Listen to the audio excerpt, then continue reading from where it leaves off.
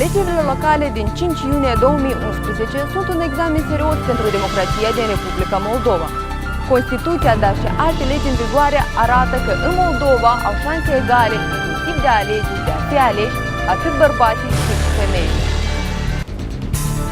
În timp ce femeile constituie peste 50% din populația țării, iar peste 60% dintre persoanele cu studii superioare sunt de asemenea femei, bărbații ocupă majoritatea fotoliilor de primar și consilier local. Mie nu scade și la putere. Bărbatul e bărbat. Un bărbat știi să trăiască și mai... Și femeia e bună de primar. Într-adevăr, bărbatul are cap, dar parcă femeia nu are cap. De ce trebuie femeile să participe alături de bărbați în administrarea localităților? Cât de ușor îi este unei femei să fie contracandidata unui bărbat? De ce femeile nu se regăsesc în topul listelor partidelor politice? Reporter de Gardă pune azi în discuție aceste probleme. Ce vă determinat să candidați la postul de primar? Situația creată actualmente în sat, pe parcursul a mai multor ani, lumea n-a fost totuși îndestulată cu apă potabilă. Drumurile sunt într-o stare dezastruoasă și am fost chemată de cetățenii satului Bujoriei să nu s-au adresat la mine, având o experiență, având o posibilitate, având, vreau zic, un sprijin, o susținere, fiindcă avem o echipă foarte puternică, mi-a zis că doar eu pot să fac ceea ce este nevoie pentru cetățenii satului Bujor. Raisa Matvei cunoaște bine domeniul administrării publice.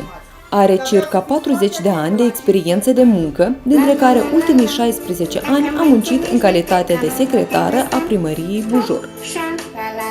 Femei alături de bărbați în campania electorală.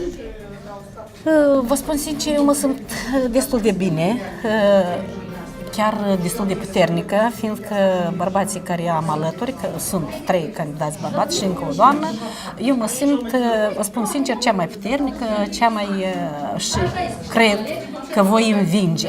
Cred ferm că voi învinge, deoarece oamenii toți cu care conlucrăm ne susțin, ne ajută și merg alături de noi foarte, chiar s-au adresat și cei care nu sunt în echipa noastră ca să ne susțină, să ne ajute, fiindcă ei vor ca noi să câștigăm. Parlamentul Republicii Moldova și Organizația Națiunilor Unite din Moldova au lansat pe 18 mai 2011 o inițiativă comună pentru a susține femeile candidate în alegerile locale din 5 iunie. Astfel, circa 200 de femei din diverse partide politice au beneficiat de pregătire pentru a candida la funcția de primar sau consilier în consiliile locale sau raionale.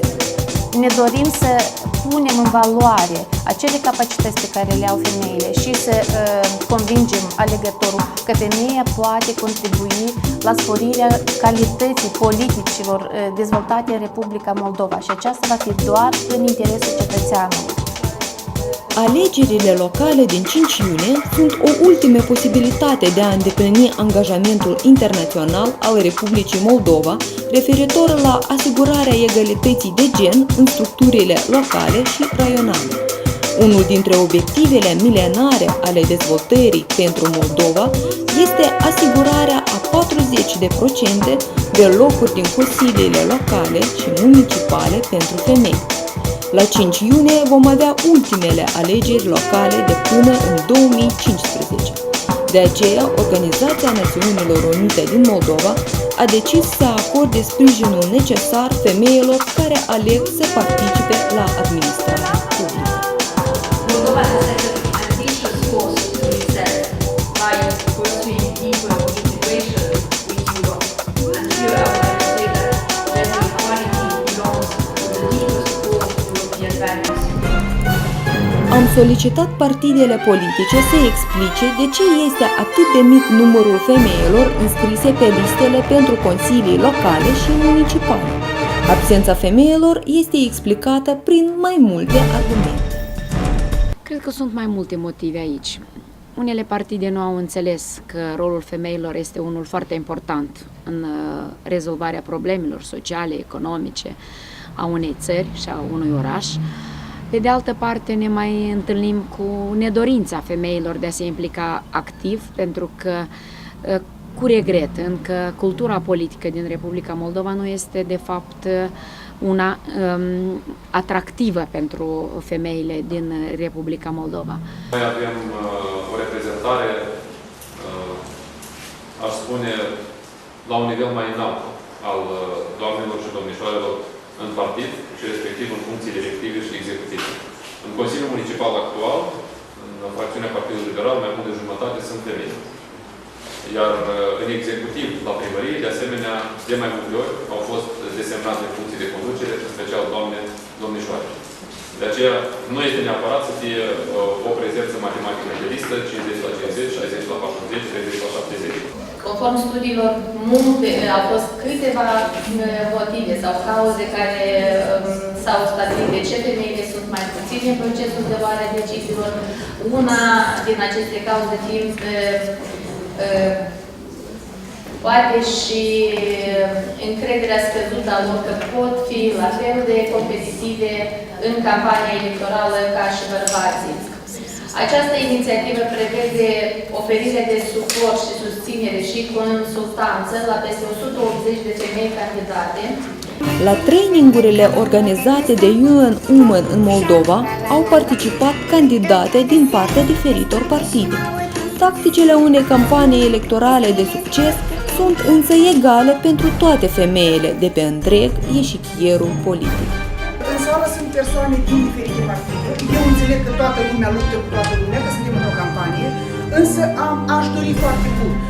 Deci să fie o atmosferă foarte amicală și foarte lucrativă, pentru că vreau să amintesc un lucru. Câmpul dumneavoastră de luptă nu este aici. Scopul acestui training este să contribuie la creșterea participării și reprezentării femeilor profesioniste în procesul de luare a deciziilor la nivel local. În momentul când dumneavoastră vă expuneți de ce ați candidat, un pic mai concret. Eu candidez pentru că în satul meu, Grădinița, peste 20 de ani de la independență și peste 20 de ani de am avut, să zicem, guvernări locale până în prezent. Toate au promis, nici una nu a rezolvat problema cu apeduct. Nu salvăm lumea, gândim global, dar acționăm cum? Local. Pe lângă faptul că sunt ajutate cum să organizeze o campanie, cum să atragă publicul și cum să pună în dezbatere problemele de interes local, candidatele sunt puse în situații în care trebuie să recunoască și dificultățile pe care le confruntă în perioada campaniilor electorale. Vom avea de completat arborele problemelor. Pe acest arbore vreau să pun toate frunzulițele și pe durata seminarului să abordăm toate problemele cu care dumneavoastră v-ați ciocnit. Și mai târziu, apoi tu învingi. Asta vă doresc.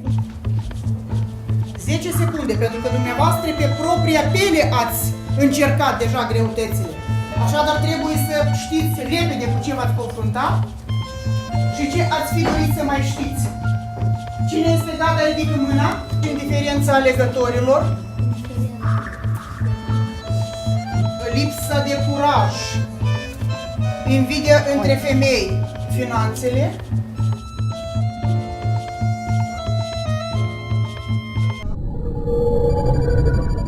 M-a determinat să candidez la funcție de primar, în primul rând, să aducem Europa în Stoliceni. Atrage femeile să fie mai curajoase, să lupte pentru dreptate, să cunoască drepturile lor. Cu ce greutăți v-ați confruntat în campania electorală? În primul rând,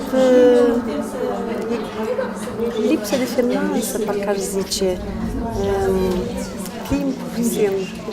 Women comprise about 53% of the population, and they have to be adequately reflected at all levels of decision making, in the institutions, in political and social life. And only by then we will be able to help women to fulfill their basic human rights, which are actually guaranteed by the Constitution. Women in Moldova are highly qualified. Women in Moldova, they highly specialized in a certain field as men do. And we don't really have to compare women and men. Women are skilled enough and they have their rights to also participate in decision making at all levels. Pe lângă cele menționate, unii candidați încearcă să compromită oponentul și echipa acestuia, în speranța că ei se vor retrage. Totuși, concurenții continuă să lupte și găsesc susținători în întreaga comunitate, atât printre bărbați, cât și printre femei. Centrul în casă, nu vom lăsa mâinile jos, noi luptăm și vom învinge.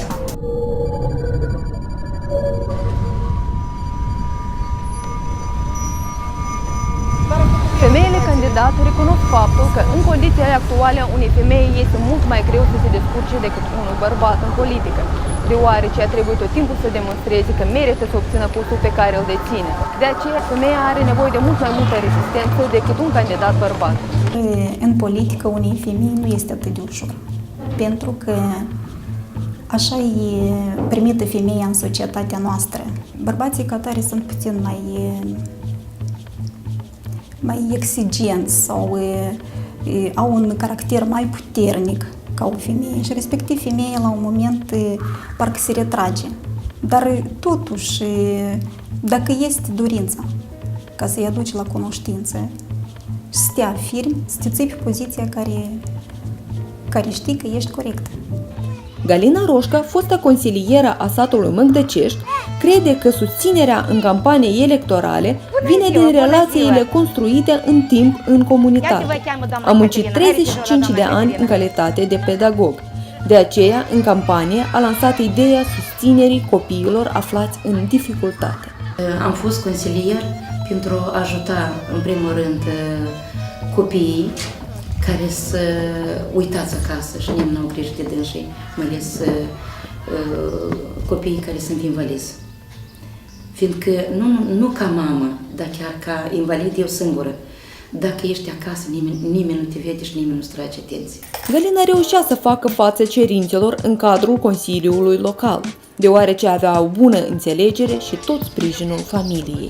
O susținem printr-un sfat, ne dădem tot timpul acasă cu părerea, câteodată ne mai contram probleme care nu eram eu de acord cu ei. Tot timpul am fost și cu sufletul și cu atenția la lucrul dumneavoastră și la activitatea care are în sat. Soțul Alei consideră că o femeie nu trebuie să stea în umbra bărbatului, în special dacă posedă calitățile necesare. Este mândru de faptul că soția sa are deja experiență de muncă în Consiliul Local și în prezent candidează din nou. Eu consider că dumneavoastră este destul de puternic. Bărbatul e puternic fizic, dar mental, adică o parte feminină gândește cu mult mai bine. Deci considerați că în politică ar trebui femeile să fie pe un picior cu bărbații? Nu. Poate fi 50 la 50, dar dacă se permite și posedă de unele calități, da, poate fi chiar și 100. Permanent este lângă mine. Până în seară vorbim, avem timp, mai muncim, mai stăm la vorbă.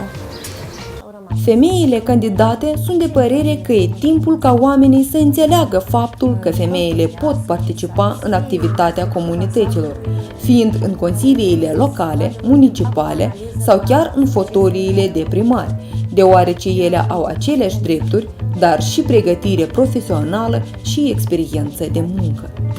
Niciodată nu am vrut ca să mă împac, nu am fost de acord cu expresia că bărbatul e capul familiei. Într-adevăr, bărbatul are cap, dar parcă femeia nu are cap.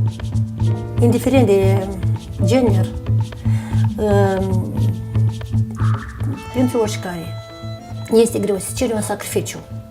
Un sacrificiu personal, în primul rând, un sacrificiu personal, fiindcă trebuie să mai reduci din toate celelalte, să vezi direcția principală care ți-ai pus ca obiectiv pentru activitatea obștească. Nu vreau ca să obișnuiesc bărbații.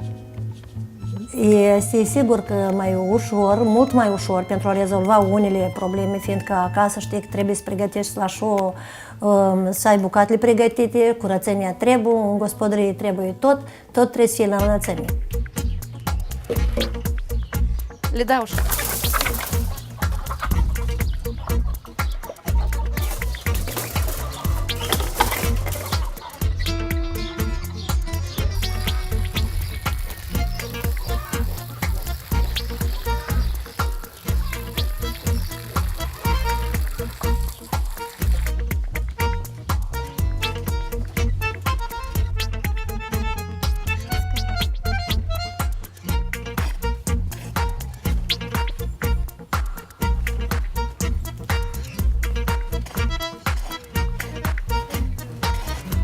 Înainte de a face un pas în politică trebuie să gândești, am să pot, am potențialul.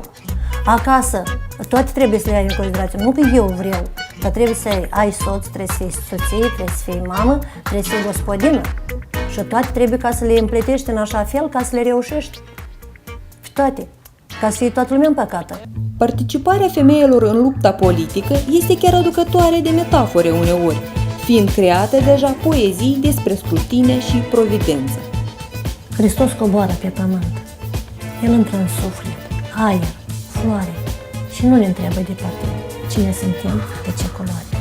Părerea oamenilor despre șansele femeilor în alegeri, precum și despre faptul dacă acestea sunt capabile să soluționeze problemele alături de bărbații politici, sunt divizate. Unii consideră că promovarea femeilor în politică va fi benefică în primul rând pentru țară, alții însă nu susțin această idee. Cum credeți, în politică trebuie să fie mai multe femei sau mai mulți bărbați? N-aș zice mai multe femei, dar să nu fie excluse. La noi în țară încă nu e nivelul de trai în așa fel ca o femeie, să zic așa, să fie coană. Adică să aibă mașină automat, să aibă toate. Că ea e foarte mult ocupată în familie. Și dacă e ocupată în familie, deci nu poate să se ocupe mult cu politica. Dar chiar și la sat sunt femei care de acum ele se dedică profesiei. Și femeia e bună de primar. Ei mai mult poate să vorbească, mai mult are dreptul femeia la tot ce. Și credeți că are șansă o femeie să ajungă primar, de exemplu? Spre poate. Și dumneavoastră ce credeți?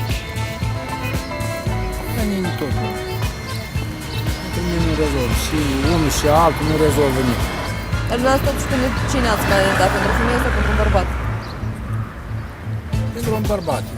Mine cu un bărbat. Un bărbat știi să trăiască și mai... Care ar fi la Dumnezeu? Femeia nu scade și la putere. Bărbatul e bărbat. Ați avea încredere într-o femeie primară? Da. La același nivel cu bărbații? Da. La mine bunica foarte deșteaptă și eu cred în asta. Înainte era așa o, cum să vă spun, ca un fel de discriminare, că femeile nu pot conduce, dar acum s-a modernizat și Republica Moldova și cred că multe femei ar fi capabile. Bărbații le susțin? Bărbații? Bărbații nu prea le susțin. De ce? Vor ei ca să fie în locul lor. Credeți că o femeie ar putea face mai multă treabă decât un bărbat? Oricare măsură, cred că da. Cred că și mai puțină corupție, mai puțină spălare de bani. In Sweden, one of the parties, I cannot name the party, they actually introduced in 1994 a principle into their party code about having women or men as every other candidate, meaning that if the first one is a woman, then the second should be man, and woman and the man, or vice versa. So only by that, and this is called a zebra model, only by that any quota also will make a difference, but otherwise just introducing quota which will be practiced without really, at the first top list, it will again not result in anything. So by this training, by this initiative that we came as a support of Parliament initiative, we're trying to increase women's chances to be higher on the top of the list, as well as to also succeed in the election. Norvegia. Femei în guvern 56%. Nivel de trai primul loc. Suedia. Femei în guvern 48%. Nivel de trai locul 7. Republica Moldova. Femei în guvern 15,7%. Nivel de trai locul 117. Potrivit statisticilor, în țările în care numărul femeilor în organele administrației de stat este mai ridicat, calitatea vieții este mai înaltă.